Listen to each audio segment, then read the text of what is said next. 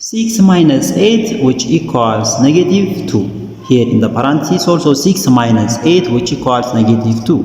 Then negative 2 times negative 2 which equals to 4. Okay, positive 4. But this answer is not correct because according to the order of operation, first we have to do parentheses, then exponent, then multiplication or division, and finally addition or subtraction. Remember that multiplication and division has equal priority. We have to work from left to right. The same is applies to addition and subtraction. Okay, in this expression there is one subtraction here, one multiplication here.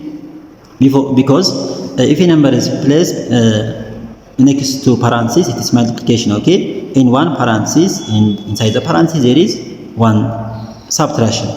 So according to PEMDAS, first we have to do this parenthesis, next this multiplication, and finally this subtraction. If we do this subtraction before this parenthesis or this multiplication, it is wrong.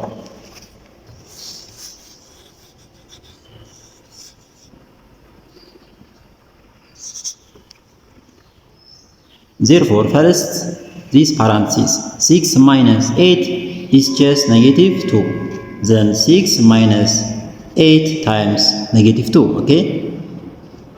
Then here there is one subtraction and one multiplication in this expression. Therefore, this multiplication has higher priority than this subtraction because multiplication comes before subtraction according to PEMDAS. Therefore, this multiplication has higher priority. Therefore, 8 times negative 2 which equals negative 16. Then 6 minus negative 16. Okay.